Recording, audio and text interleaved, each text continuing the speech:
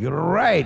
Buka Alkitab kita sama-sama. Hari ini kita akan mengakhiri pembahasan kita tentang 33 hal yang perlu kita mengerti tentang kerajaan Allah. Taruh tangan kanan saudara di dada seperti biasa. Sama-sama bilang, di dalam diri saya ada kerajaan Allah. Sama-sama bilang, di dalam diri saya ada kerajaan Allah.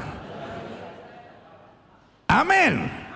Kita mau pastikan meskipun ini minggu terakhir kita membahas tentang 33 hal penting yang harus kita mengerti tentang kerajaan Allah, tetapi kapanpun dalam hidup kita, kita harus sadar di dalam diri kita ada kerajaan Allah. Amin. Apalagi di saat-saat sukar dalam hidup kita, yakinkan di dalam diri kita ada kerajaan Allah. Kerajaan Allah di dalam diri kita akan menjaga kita dari segala yang jahat. Amin. Great. Nah, hari ini pembahasan terakhir kita, pembahasan ke-33 sebelum minggu depan. Kita akan mulai pada pembahasan yang baru. Mulai minggu depan kita masuk serial 33 hal yang harus kita hindari dalam perjanjian baru. Nah, saudara gue yang kasih dalam Tuhan, kita sudah selesai membahas waktu-waktu yang lalu 33 hal yang harus kita hindari dalam perjanjian lama. Nah, saya mau kita semua belajar lebih tajam dalam pembahasan firman Tuhan sehingga kita hidup menyenangkan Tuhan. Siapa yang mau hidup menyenangkan Tuhan? Oh, berikan tepuk tangan yang meriah buat Tuhan. Nah, hari ini kita akan bicara tentang kerajaan Allah. Kenapa penting untuk kita membahas 33 minggu tentang kerajaan Allah? Karena kerajaan Allah adalah kerajaan yang tidak tergoncangkan. Sama-sama bilang, tidak tergoncangkan. Berarti kalau kita menerima kerajaan Allah, kita tidak dapat tergoncangkan. Kalau kita jadi orang Kristen, kita bisa stres. Tapi kalau kita menerima kerajaan Allah, kita berjalan terus dan mengalami kemuliaan Tuhan. Makanya Alkitab bilang, umat yang mengenal Allahnya. Alkitab tidak bilang umat Kristen. Alkitab bilang umat yang mengenal Allahnya akan tetap kuat dan bertindak. Kenapa? Karena kita menerima kerajaan Allah yang tidak tergoncangkan. Amin. Nah, ini yang kita mau belajar. Ibrani pasal 12 ayat 26 sampai ayat yang ke-29. Ibrani pasal 12 ayat 26 sampai 29 bilang, waktu itu, maksudnya waktu akhir zaman itu, suaranya menggoncangkan bumi. Tetapi sekarang ia memberikan janji, satu kali lagi aku akan menggoncangkan bukan hanya bumi saja, melainkan apa? Langit juga. Berarti di akhir zaman yang bisa digoncangkan semua akan tergoncang. Amin. Pertanyaan saya sederhana. Hari-hari ini orang miskin goncang nggak? Oh, ini nggak ada yang jawab, berarti kaya semua ini. Hari-hari ini orang miskin goncang nggak? Goncang. Hari-hari ini orang kaya goncang nggak? Goncang. Hari-hari ini orang-orang yang sangat kaya goncang nggak? Goncang. Saudara, orang bisa sewa pesawat pribadi ke Amerika saja goncang. Ini yang ketawa yang cukup update, yang gak ketawa dia agak telat. Orang bisa, saudara, kita nih kalau bisa naik pesawat pribadi ke Amerika, itu tuh hebat banget loh. Setuju? Tapi sekarang orang naik pesawat pribadi ke Amerika, postingannya langsung dihapus. Udah, nggak usah diperpanjang. Maksud saya, segala-galanya hari-hari ini goncang. Orang miskin apa saudara? Goncang. Orang kaya? Goncang. Orang yang bisa sewa pesawat pribadi ke Amerika? Goncang. Orang yang bisa beli stroller anak 30 juta? Goncang. Apalagi yang gendong anak pakai kain batik. Ngerti gak maksud saya saudara? Iya kan? Sekarang saya mau tanya sama saudara, pejabat-pejabat goncang gak? Apalagi dapat surat dari KPK. Betul? ASN goncang gak? Karyawan-karyawan toko goncang gak? Intinya semuanya goncang. Saya mau tanya sama saudara, pengusaha hari ini goncang nggak? Goncang. Anak-anak muda hari ini goncang nggak? Goncang. Orang-orang tua goncang nggak? Goncang. Karena Alkitab udah bilang, satu kali lagi aku akan menggoncangkan bukan hanya bumi saja, melainkan apa? Langit juga. Ungkapan satu kali lagi menunjuk kepada perubahan pada apa yang dapat digoncangkan. Karena ia dijadikan supaya tinggal tetap apa yang tidak tergoncangkan. Hari-hari ini apa yang bisa digoncangkan akan digoncangkan. Tetapi Alkitab jaminan buat kita, umat yang mengenal Allahnya, umat yang hidup sebagai warga kerajaan Allah, akan tinggal tetap sampai selama-lamanya. Berikan tepuk tangan yang meriah. Jadi, ini menarik ini. Karena kita menerima kerajaan yang tidak tergoncangkan, kepalkan tangan kanan saudara dengan profetik bilang, saya menerima kerajaan yang tidak tergoncangkan. Imani sama-sama bilang, saya menerima kerajaan yang tidak tergoncangkan. Sehingga walaupun kita miskin yang tidak tergoncangkan. Walaupun kita karyawan biasa yang tidak tergoncangkan. Meskipun kita banyak masalah, tapi kita bilang meskipun saya banyak masalah, saya tidak akan tergoncangkan. Pekerjaan saya, usaha saya, walaupun usaha saya usaha kecil dan menengah, tetap tidak akan tergoncangkan. Kenapa? Karena kita menerima kerajaan yang tidak tergoncangkan. Amin.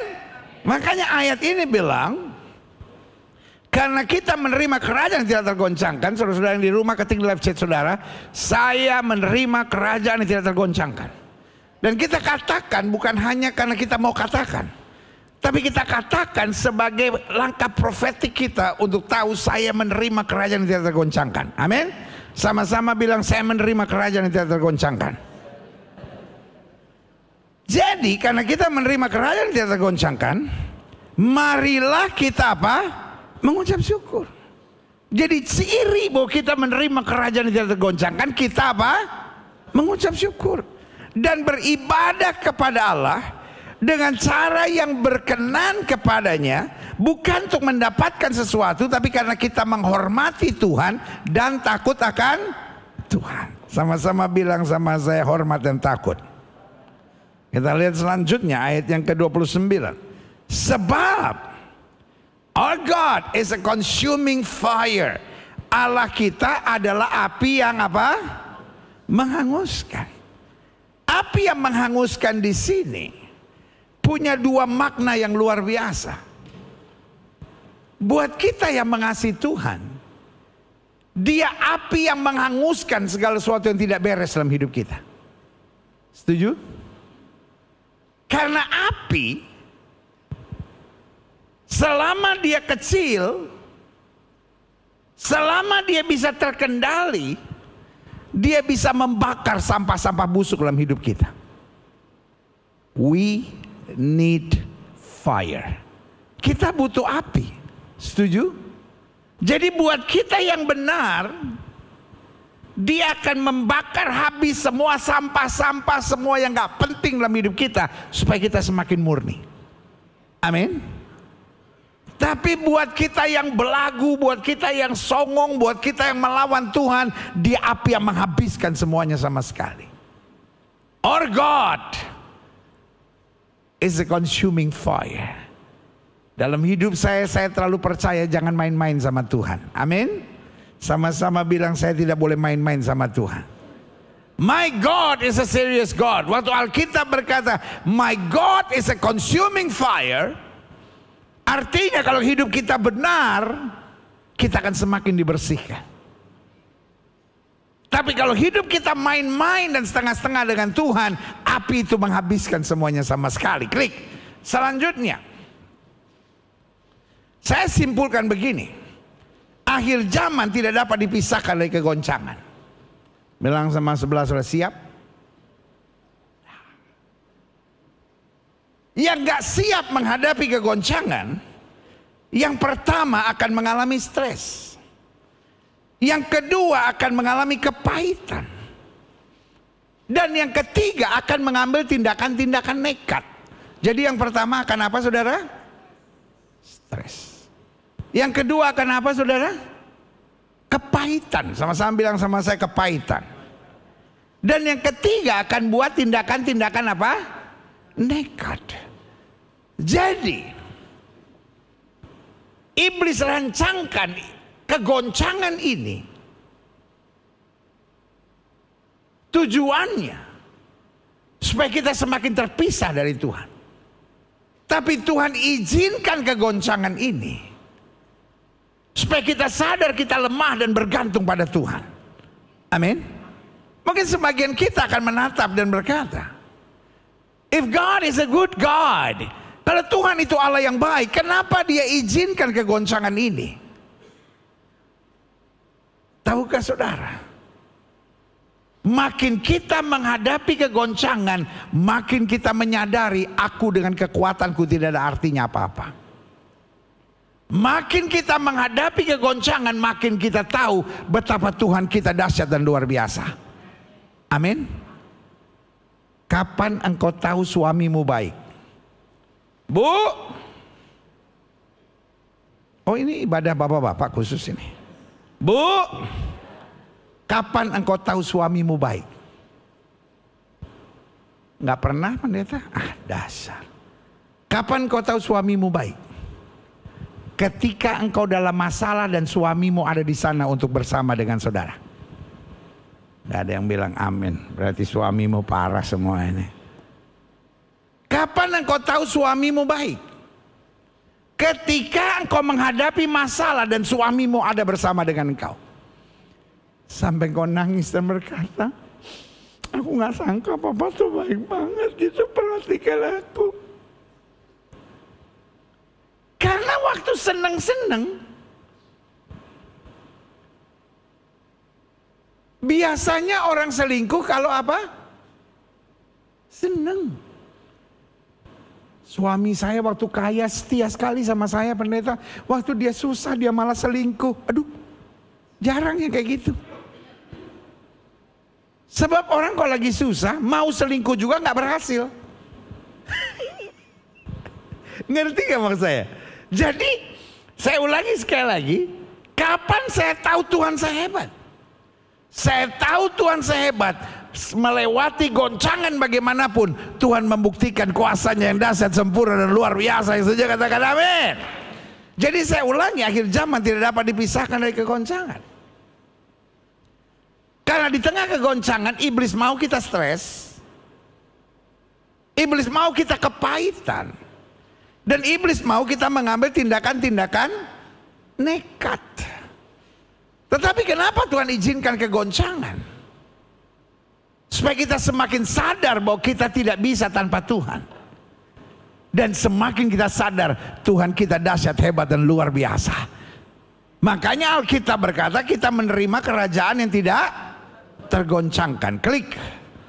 Nah, Hagai pasal 2 ayat 7-8 bilang, sebab beginilah firman Tuhan semesta alam, sedikit waktu lagi. Jadi bukan hanya dalam perjanjian baru,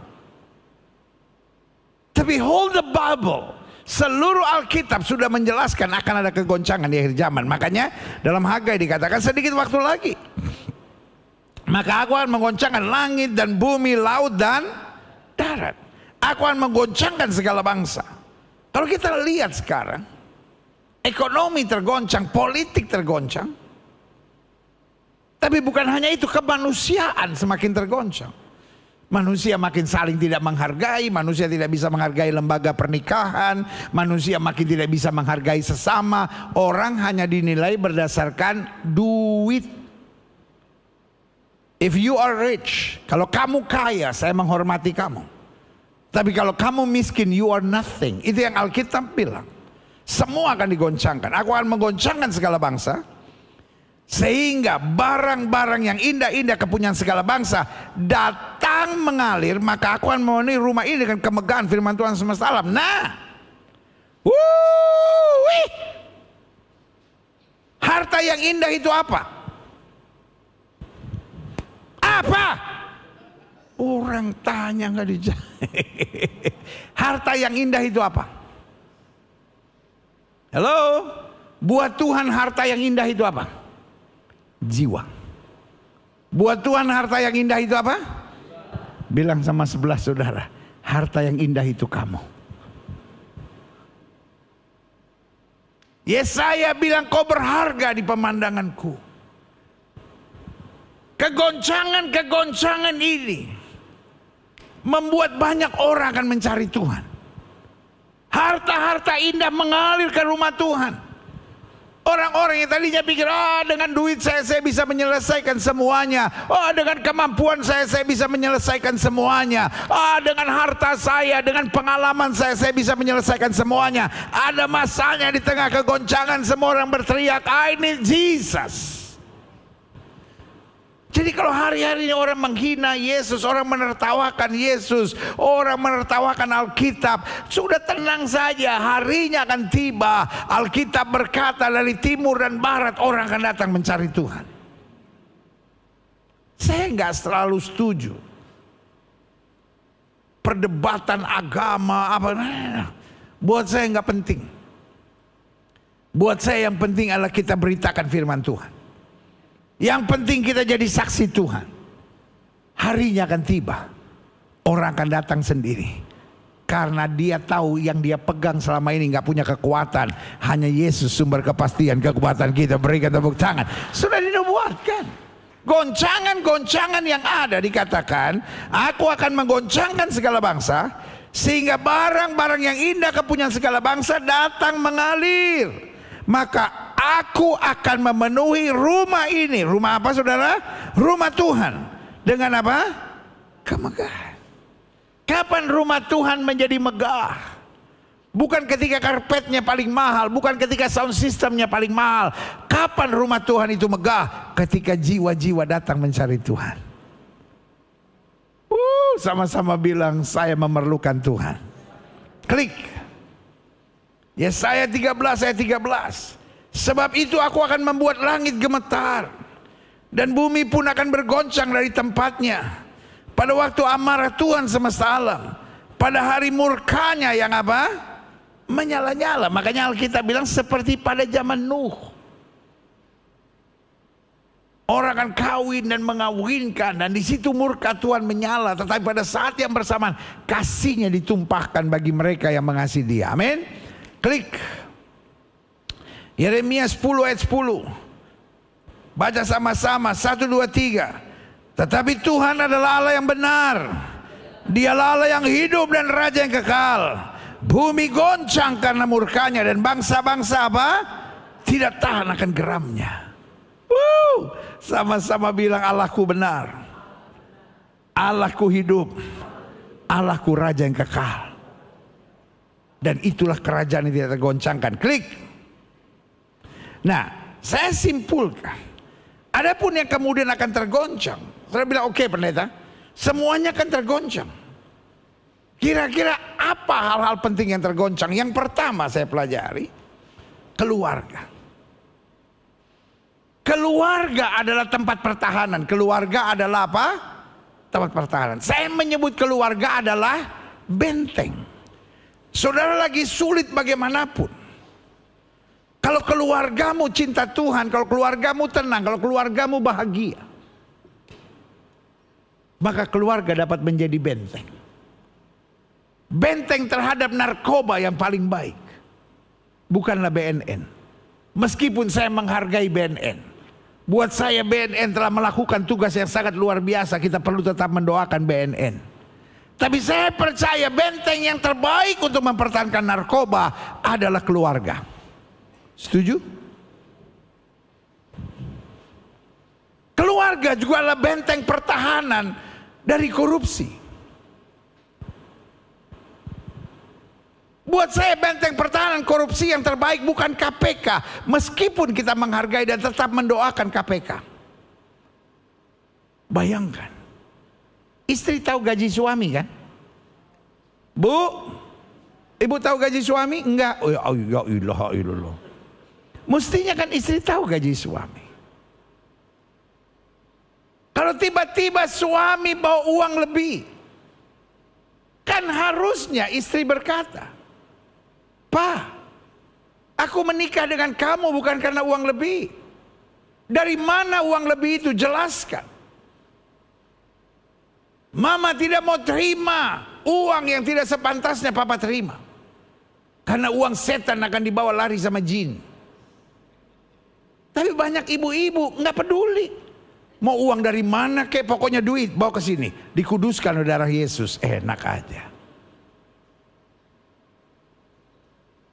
Saya tidak bisa bayangkan. Keluarga yang benar adalah keluarga yang menjadi benteng. Dia pertahanan terhadap apa? Narkoba. Dia pertahanan terhadap apa? Korupsi. Dan dia pertahanan terhadap perselingkuhan. Yang mempertahankan perselingkuhan bukanlah undang-undang perselingkuhan atau apapun namanya. Undang-undangnya boleh ada, yang selingkuh tetap selingkuh. Tapi benteng pertahanan terhadap perselingkuhan adalah keluarga yang bahagia. Bayangkan, suami berangkat kantor, istrinya bilang, "Sayang, doaku menyertai, hari ini adalah hari yang terbaik yang kau jalani bersama dengan Tuhan. Aku ada di rumah mendoakan papa supaya berkat Tuhan luar biasa." Pertanyaan saya, suami kayak gitu bisa selingkuh nggak? Enggak. Dia mau selingkuh, dia bilang nggak ada apa-apanya dibandingkan di rumah. Tapi kadangkala sebelum suami berangkat, istri bilang, "Pak, jangan selingkuh ya, kalau selingkuh ku belah kepalamu." Jadi dia bingung, yang di rumah ini preman kah?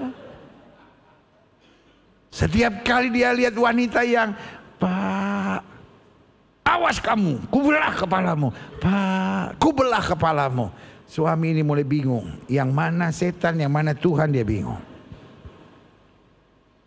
Saya tidak bisa bayangkan kalau keluarga itu bahagia. Ada wanita yang mau coba datang dan bilang, "Pak, ada yang bisa saya bantu?" Langsung suami bilang, "Nyahlah kau iblis, kau batu sandungan bagiku." Keluarga adalah benteng. Dan iblis tahu persis keluarga adalah benteng. Karena itu yang dia goncangkan dulu. Supaya suami istri nggak bisa tenang, orang tua dan anak nggak bisa terbuka, nggak bisa bahagia. Dan karena itu saya catat di sini, minimal ada 3 yang setan mau buat. Yang pertama, mulai menciptakan suasana KDRT. KDRT tidak selamanya secara fisik. Ancaman-ancaman, kata-kata yang tidak menyenangkan. Suami yang selalu cari kekurangan istri, istri yang selalu cari kekurangan suami. Sehingga rumah tangga tidak bisa manis. Rumah tangga saling menasihati, saling menegur, saling menyerang satu sama lainnya. Yang kedua, broken home. Suami merasa nggak nyaman, istri merasa nggak nyaman. Karena rumah tangga bukan lagi menjadi home, tetapi menjadi battleground. Anak-anak lari ke narkoba. Anak-anak lari ke seks bebas. Izinkan saya mengingatkan Bapak Ibu saudara-saudara sekalian. Mari kita bangun kembali keluarga kita hangat dalam kasih Tuhan. Lalu yang ketiga akhirnya yang muncul adalah fatherless generation. Kelompok anak-anak yang tidak lagi menikmati kasih dan tuntunan seorang ayah. Padahal suami adalah kepala. Tidak sedikit anak-anak dibesarkan menjadi anak mami. Saya percaya love of mother is great. Saya percaya kasih seorang ibu itu baik. Tapi saya percaya kasih seorang ibu belum cukup. Walaupun selalu dinyanyikan kasih ibu kepada beta tak terhingga sepanjang masa, hanya memberi tak harap kembali. Hebat. Tetapi izinkan saya mengingatkan, mungkin saya satu-satunya pendeta yang sedang ngomong ini. Kasih ibu hebat, tapi kasih ibu tidak cukup. Yang setuju sama saya bilang kasih ibu tidak cukup. Arahan, tuntunan seorang ayah tetap dibutuhkan dalam keluarga. Salah satu yang terberat dalam kehidupan dunia ini bukanlah motherless generation. Salah satu yang terberat dalam hidup ini adalah fatherless generation. Coba saudara pelajari. Sebagian besar penjahat-penjahat remaja yang ada di penjara, dia adalah hasil the absence of the father. Kehilangan tuntunan dan arahan seorang bapak. Izinkan saya mengingatkan buat bapak-bapak yang ada di sini. Your family needs you. Keluargamu membutuhkan engkau. Bukan hanya membutuhkan uangmu, tapi membutuhkan kebijaksanaanmu itu. Amin. Makanya kalau kita lihat kitab Maleakhi, sebelum 400 tahun Allah tidak berfirman, kalimatnya jelas. Aku akan membuat hati bapak-bapak berbalik kepada anak-anaknya, dan aku akan membuat hati anak-anak berbalik kepada bapaknya. Berarti kegerakan yang nyata di akhir zaman, yang masuk dalam gelombang Allah. Bapak-bapak akan kembali berfungsi dengan baik dalam keluarga. Tapi yang akan masuk dalam gelombang kehancuran, kegelapan adalah bapak-bapak yang dipengaruhi oleh setan, yang hanya mikirkan dirinya sendiri. Dalam gereja yang saya perhatikan, banyak ibu-ibu yang mendoakan suaminya, dan jarang bapak sebagai imam yang justru mendoakan keluarganya. Ya jelas ya. Jadi pertama yang timbul kegoncangan adalah apa? Keluarga. Yang kedua yang akan bergoncang adalah percaya diri dan harga diri. Orang hari-hari ini tidak lagi bisa bilang aku ada sebagaimana aku ada karena anugerah Allah. Orang hari-hari tidak lagi bisa bilang manusia boleh mereka-rekakan yang jahat, Allahku mereka-rekakannya untuk kebaikan. Hari-hari ini orang tidak lagi bisa bilang aku tahu kepada siapa aku percaya, aku yakin dia berkuasa. Hari-hari ini orang bilang kalau saya ada duit baru saya berharga. Kalau saya pakai handphone mahal baru saya berharga. Kalau saya bisa beli rumah mewah baru saya berharga. Tidak sedikit orang yang jual diri. Tidak sedikit orang yang pokoknya saya kalau kawin harus kawin sama orang kaya. Mau jadi istri pertama, istri kedua, istri ketiga, nggak peduli, tahu yang penting orang kaya. Ini ngeri. Saudaraku, hargai orang bukan karena apa yang dia miliki. Hargai orang karena Kristus telah menebus hidupmu dari maut. Amin. Hargai istrimu, hargai suamimu. Jangan hargai orang karena dia harus sempurna. Karena saya punya kelemahan, kamu bisa injak, kamu bisa permainkan, kamu bisa ngomong sembarangan. Makanya hari-hari ini makin membuktikan firman Tuhan itu benar. Budaya memaki dan menghina hari-hari menjadi sangat biasa. Bahkan kemarin saya baca di berita, seorang dokter lagi mau ambil spesialis, bunuh diri karena dibully. Bos, kita kalau melihat dokter mau ambil spesialis, itu orang hebat bos. Orang apa? Hebat. Tapi dibully. Sampai segitu stres, sampai dia bunuh diri. Semuanya ini masih makin membuktikan firman Tuhan itu benar. Orang sekarang sedang kehilangan identitas. Anak-anak Tuhan dapat berkata, kejadianku dahsyat dan ajaib, jiwaku benar-benar menghargainya. Engkau berharga bukan karena rumahmu, engkau berharga bukan karena sekolahmu, engkau berharga bukan karena kemampuanmu, engkau berharga karena Yesus sudah mati buat kita, menebus kita dan menjadikan kita berharga. Berikan tepuk tangan yang meriah. Minimal setiap kita dapat berkata, aku tahu kepada siapa aku percaya, aku yakin dia berkuasa. Setiap kita dapat berkata, manusia boleh mereka-rekakan yang jahat, Allahku mereka-rekakannya untuk kebaikan. Setiap kita dapat berkata, dengan Allah akan aku lakukan perbuatan-perbuatan yang gagah perkasa. Yang saja katakan amin. Yang ketiga, jadi ingat ya, yang tergoncang hari-hari kenapa orang sekarang gampang kawin cerai, orang sekarang gampang merasa terhina, orang sekarang gampang merasa mau bunuh diri. Kenapa? Karena nggak ada percaya diri, nggak ada apa? Harga diri. Dan yang ketiga, yang tergoncang hari-hari ini iman, prinsip dan apa? Nilai. Orang sekarang gampang sekali dibawa oleh arus karena tidak punya apa? Iman. Orang kalau tidak punya iman pasti tidak akan punya prinsip, pasti tidak akan punya nilai. Yusuf itu hanya apa? Budak. Yusuf hanya apa? Budak. Yusuf hanya apa? Budak. Diganggu sama istrinya Potifar. Istrinya Potifar ini pejabat, bos. Saya bayangin sanggulnya aja 1,5 meter, bos. Lewat portal nunduk, bos, saking tingginya sanggulnya, bos. Iya kan? Ini nih istrinya Potifar, kalau ke Amerika pesawat pribadi pasti, bos. Iya. Gak bisa, Yura. Iya kan? Ini orang hebat. Dia bujuk Yusuf. Kalau Yusuf anak sekarang goyang dia. Tapi ini yang saya mau bilang, dia punya prinsip. Waktu diganggu sama istrinya Potifar, apa yang dia bilang? Aku tidak akan melakukan dosa yang besar itu di hadapan Tuhan.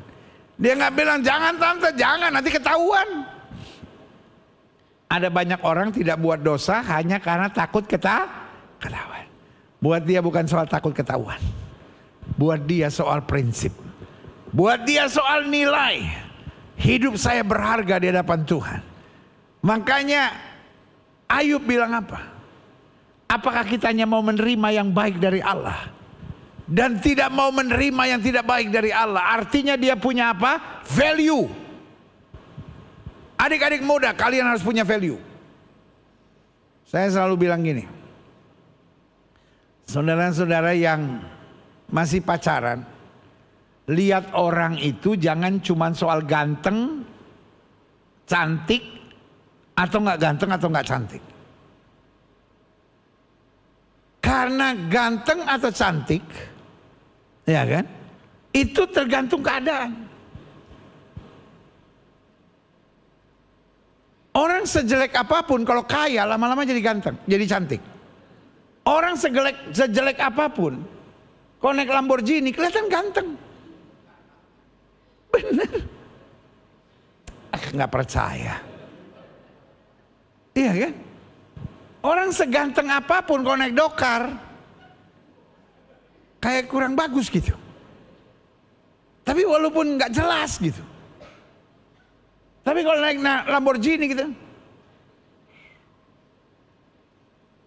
Makanya saya cuma mau bilang sama saudara. Hidup ini yang saudara lihat bukan cuma soal ganteng atau cantiknya. Yang saudara lihat orang ini punya nilai nggak? Karena orang kalau punya nilai, walaupun cantik, maintenance fee-nya tidak tinggi. Ada banyak orang ngejar orang cantik, pas dapat, masuk KPK lu. Karena maintenance fee-nya tinggi. Ya. Tapi kalau cantik punya nilai, hidupnya nggak nyusahin orang. Kalau ganteng punya nilai, hidupnya nggak mungkin selingkuh. Buat apa ganteng? Ujungnya makan hati. Kayaknya juga punya mami ganteng dikejar yang perempuan, mereka kegantelan. Masih mending kalau dia selingkuhnya sama perempuan, bu, saingin. Nah kalau dia selingkuhnya sama laki, susah saingannya, bu.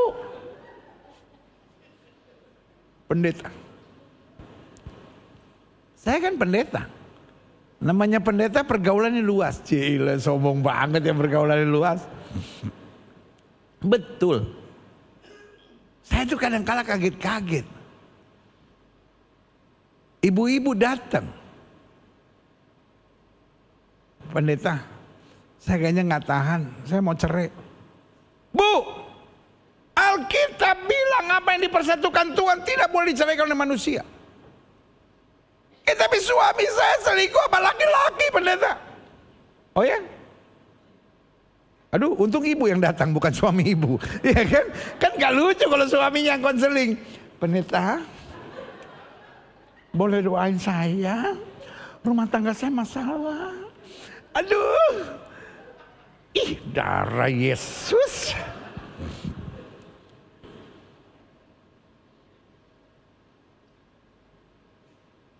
Orang kalau punya nilai akan berkata, aku tidak akan miring ke kiri, miring ke kanan. Aku berjalan terus-terus dengan firman Tuhan. Berikan tepuk tangan yang meriah. Dan hari-hari ini yang ngeri adalah orang di gereja kadang-kala nyebut Tuhan, melayani Tuhan, tapi nggak punya iman. Ada goncangan sedikit terpengaruh, ada goncangan sedikit keseret, aja goncangan sedikit keluar dari pelayanan. Ini yang saya bilang nggak punya prinsip dan nggak punya nilai.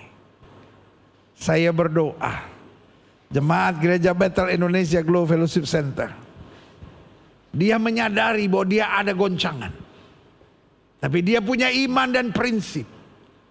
Seperti Petrus berdiri di hadapan mahkamah agama dan dia bilang, silakan Tuhan putuskan sendiri. Haruskah kami lebih taat kepada manusia daripada kepada Allah? Itu saya beri nama prinsip dan nilai. Daniel dibuang ke gua singa karena tetap berdoa kepada Allah yang hidup. Saya beri nama dia punya prinsip dan nilai. Sadrak, Mesak, Abednego dibuang ke dapur api yang dipanaskan 7 kali lipat karena dia tidak mau menyembah dewa-dewa tuangan lainnya. Saya beri nama dia punya prinsip dan nilai. Doa saya, saudara bukan hanya jadi orang-orang yang cinta Yesus, tapi saudara orang-orang yang punya prinsip dan nilai. Sekali Yesus, tetap Yesus. Aku mencari kerajaan Allah serta kebenarannya, maka semuanya akan ditambahkan dalam hidupku. Berikan tepuk tangan yang meriah. Selanjutnya yang saya pelajari, yang kemudian tergoncang, yang pertama keluarga, yang kedua percaya diri dan harga diri, yang ketiga iman, prinsip dan apa? Nilai. Dan yang keempat yang ngeri, yang tergoncang adalah pemahaman tentang uang. Orang sekarang diperbudak oleh uang. Uang bukanlah Tuhan, tapi uang adalah hamba. Karena uang kalau dia menjadi Tuhan, maka dia akan menjadi Tuhan yang sangat keji dan berbahaya. Tetapi kalau dia menjadi hamba, dia hamba yang baik. Makanya Alkitab bilang, jangan belanjakan uang untuk sesuatu yang bukan roti. Artinya jangan kamu diperbudak oleh uang. Makanya Alkitab berkata, akar segala kejahatan adalah uang. Bukan. Akar segala kejahatan adalah apa? Cinta akan uang. Kita cinta kepada Tuhan, dan segala sesuatu yang kita perlukan Tuhan yang menyediakan. Orang sekarang rela buat apapun demi uang. Saya mau beritahu anak Tuhan rela buat apapun demi Tuhan, maka Tuhan akan mengerjakan bagiannya dengan luar biasa. Berikan tepuk tangan yang meriah. Sama-sama bilang sama saya, uang bukan segala-galanya. Sama-sama bilang sama saya, uang akan dicukupkan oleh Tuhan selama kita mengerjakan bagian kita. Amin. Ya, selanjutnya klik. Jadi yang menerima kerajaan Allah berarti menerima kerajaan yang tidak apa? Tergoncangkan. Ada masalah tapi kita tidak goncang. Klik. Nah, adapun keadaannya, klik. Yesaya 30 ayat 15 sampai 16. Sebab beginilah firman Tuhan yang Maha Kudus Allah Israel. Bagaimana kita menghadapi kegoncangan? Dengan bertobat, akhirnya artinya dengan berbalik kepada Tuhan, dan tinggal diam, sabar, tenang, kuasai diri, kamu akan apa? Diselamatkan. Karena di dalam apa? Tinggal tenang dan beriman percaya terletak kekuatan. Kita kuat waktu kita diam. Kita kuat waktu kita berserah. Kita kuat waktu kita tidak panik. Kita kuat ketika pikiran kita tidak liar.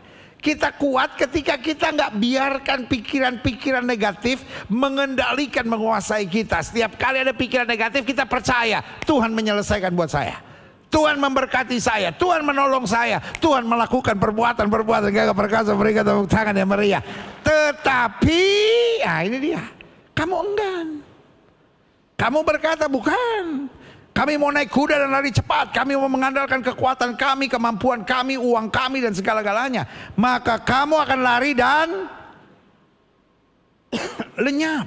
Katamu pula, kami mau mengendarai kuda tangkas, maka para pengejarmu akan lebih apa? Tangkas lagi. Taruh tangan kanan saudara di dada, sama-sama bilang, saya harus belajar tinggal tenang dan percaya. Saya harus belajar menguasai diri dan berserah.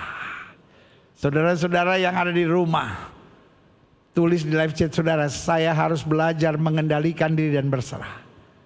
Yes. Waktu kita mengendalikan diri dan berserah, kita kagum. Apa yang tidak pernah kita pikirkan Tuhan sediakan luar biasa. Berikan tepuk tangan yang meriah. Klik. Penutup saya jelaskan. Adapun orang-orang tenang. Satu, dia melihat masalah bukan sebagai ancaman tapi sebagai guru. Sama-sama bilang sama saya, di tengah masalah saya akan belajar banyak. Amin. Selalu saya bilang, hanya orang Kristen kampungan yang kalau ada masalah berontak, kecewa, nyalahin suami, nyalahkan istri, nyalahkan gereja, nyalahkan pendeta. Kita waktu ada masalah yang pertama kita pikirkan semua orang juga menghadapi masalah. Amin. Yang kedua kita pikirkan, saya punya Tuhan yang baik di tengah masalah. Dan yang ketiga, saya tahu di tengah masalah saya akan makin bertumbuh, saya akan makin dewasa, saya makin kuat dalam terang Tuhan. Haleluya. Selanjutnya, adapun orang-orang tenang bisa dengan jelas memahami maksud Tuhan. Amin.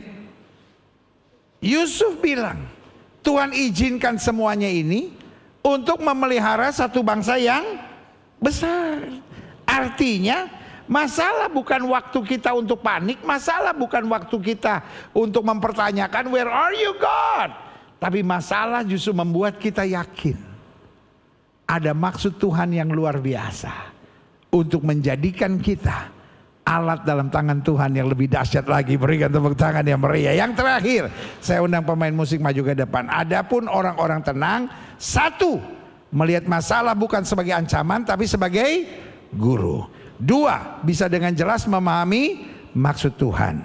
Yang ketiga, orang-orang tenang dapat tetap tekun dan setia sampai akhir. Taruh tangan kanan saudara di dada, sama-sama bilang, saya perlu tenang. Sama-sama bilang sama saya perlu tenang. Di tengah kegoncangan apapun, yang pertama jangan ambil kesimpulan yang aneh-aneh. Di tengah goncangan yang terjadi, jangan langsung pikir Tuhan meninggalkan saya. Di tengah goncangan yang terjadi, jangan gregetan. Jangan berpikir aku akan lari cepat.